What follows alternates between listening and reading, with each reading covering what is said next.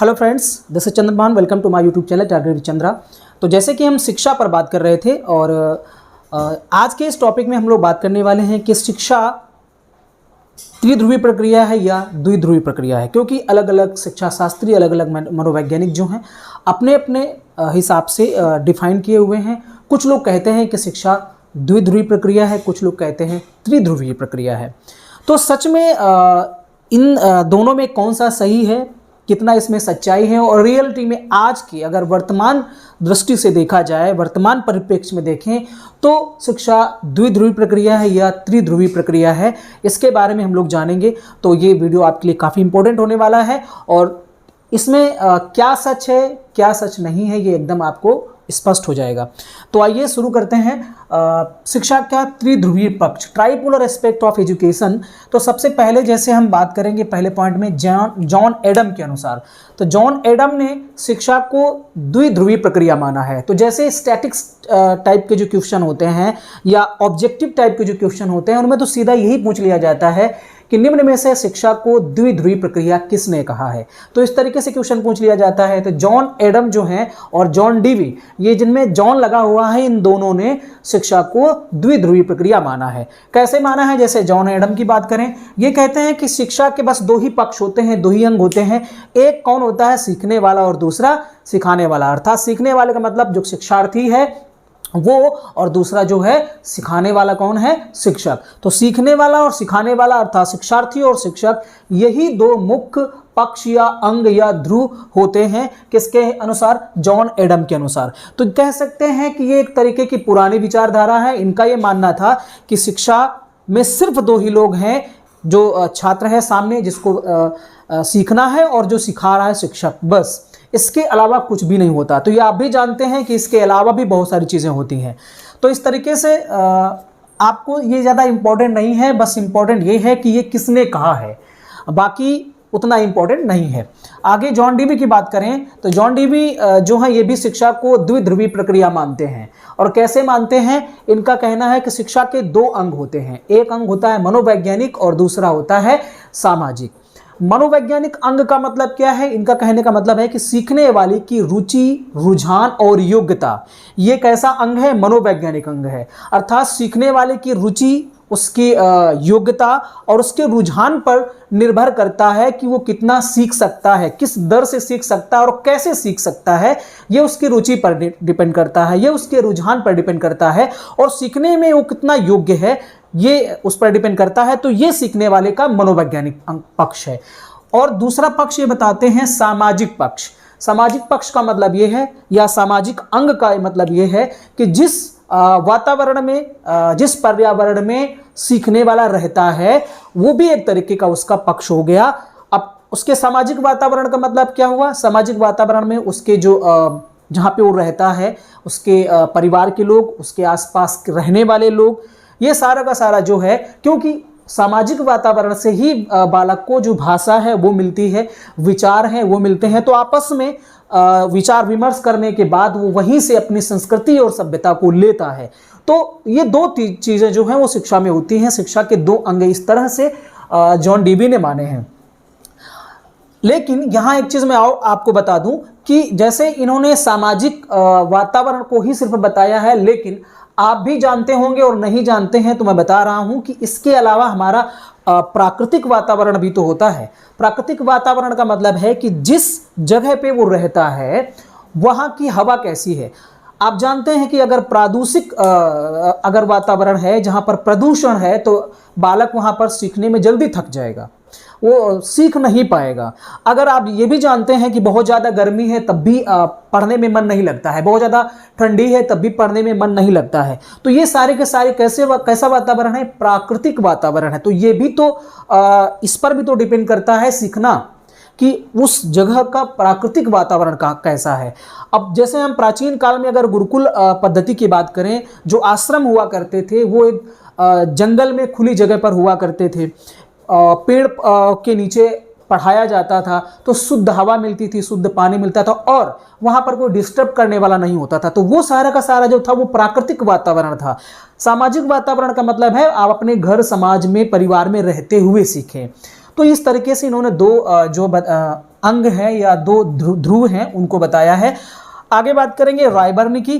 तो रायबर्न कहते हैं शिक्षा त्रिध्रुवीय प्रक्रिया है, अर्थात शिक्षा में 3 अंग होते हैं। ये 3 अंग कौन कौन से इन्होंने बताए हैं? एक तो शिक्षार्थी जो सीखने वाला है, दूसरा शिक्षक जो सिखाने वाला है, और तीसरी चीज होती है पाठ्यचर्या या कुरिकुलम। तो इस तरीके से अगर देखा जाए, इनके अकॉर्डिंग देखा जाए, तो ये एक तरह से औपचारिक शिक्षा की बात कर रहे हैं कि शिक्षा में शिक्षार्थी भी होगा, शिक्षक भी होगा और पाठ्यचर्या भी होगा। ये कहते हैं कि इन दोनों के अलावा तीसरा इसलिए होगा कि वो सीखेगा क्या सिखाया जाएगा। तो पाठ्यचर्या ये क्लियर करेगी, पाठ्यचर्या ये बताएगी कि बालक को क्या सीखना है, और वही चीज शिक्षक जो है शिक्षार्थी को सिखाएगा। तो इस तरह से शिक्षा के 3 अंग होते हैं, 3 ध्रुव होते हैं।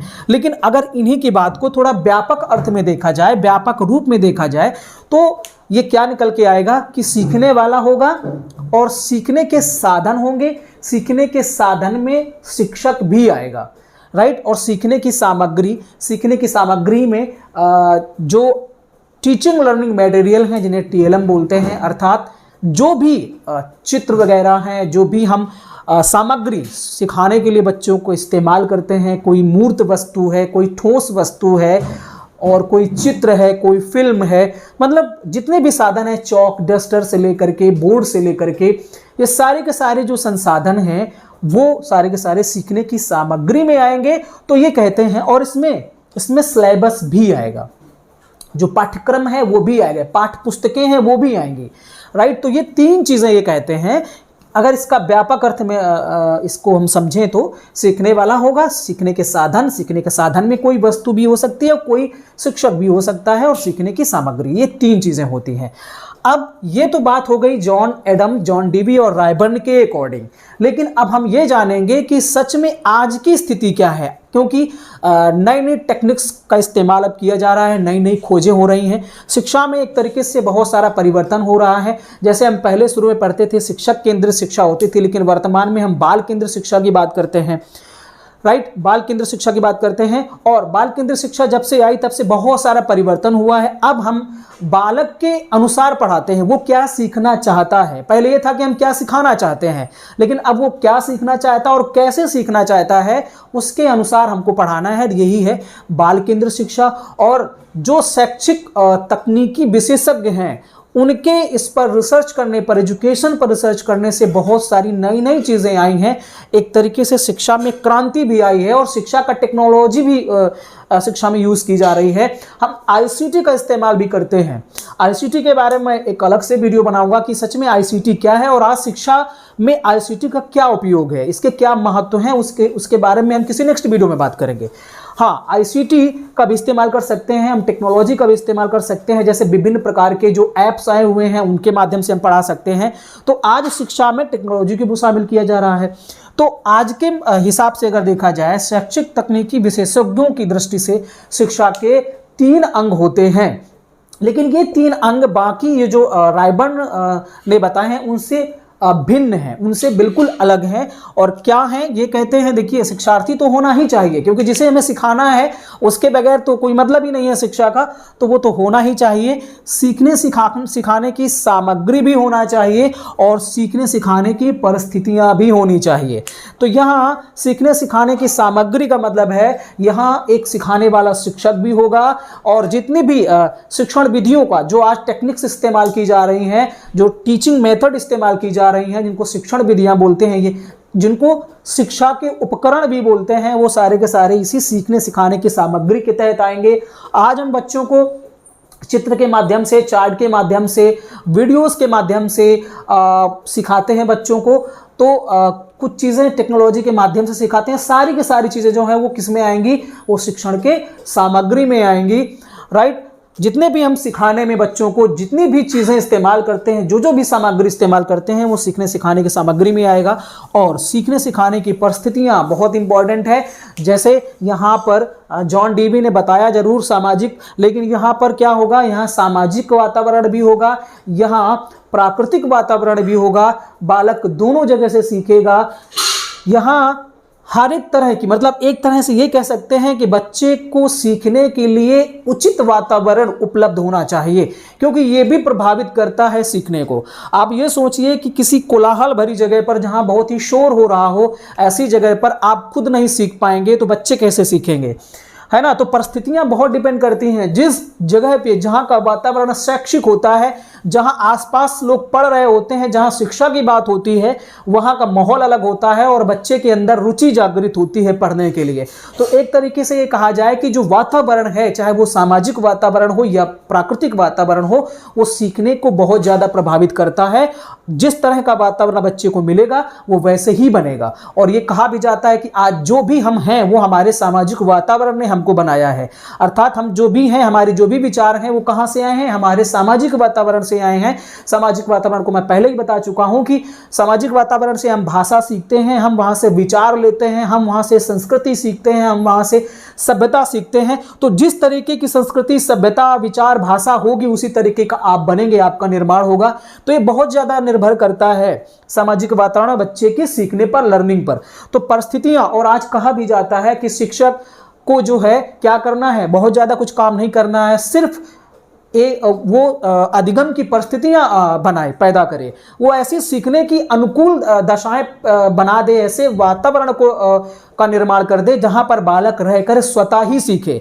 क्योंकि स्वयं से सीखना और जबरन सिखाना, बाहर से, दोनों में बहुत फर्क है। अगर बच्चे के अंदर रुचि को जागृत कर दिया जाए, उसे मोटिवेट कर दिया जाए, उसके अंदर अगर वो प्रेरित हो जाए आंतरिक रूप से, तो फिर वो अपने आप सीखेगा। और जो चीज स्वयं से सीखी जाती है उसका जो नॉलेज है वो स्थायी होता है और वो व्यवहार में भी दिखता है। लेकिन जिस चीज को जबरन थोपा जाए ऊपर से, उसको प्रेशर में, दबाव में ला करके उसे सिखाया जाए, तो वो जो है वो सीखता नहीं है, बल्कि वो रटता है। एक यांत्रिक तरीका होता है जो कि गलत है। तो इस तरीके से आज के परिप्रेक्ष्य में देखें तो जो है शिक्षा त्रिध्रुवीय है, द्विध्रुवीय नहीं है। लेकिन इसके जो त्रिध्रुव हैं, जो ट्राइपोलर हैं, एस्पेक्ट हैं, वो ये होंगे। शिक्षार्थी तो होना ही चाहिए, सीखने सिखाने की सामग्री भी हो और सीखने सिखाने की परिस्थितियां भी होनी चाहिए। तो इस तरीके से हमने शिक्षा का जो त्रिध्रुवीय पक्ष है, ट्राइपोलर एस्पेक्ट ऑफ एजुकेशन, उसको समझा है यहाँ पर। इसके बावजूद भी अगर कोई चीज़ छूट गई है या आपको लगता है कि यहाँ पर समझ में नहीं आया, तो प्लीज़ कमेंट कर सकते हैं। फिर मिलेंगे किसी नेक्स्ट वीडियो में, तब तक के लिए बहुत बहुत धन्यवाद।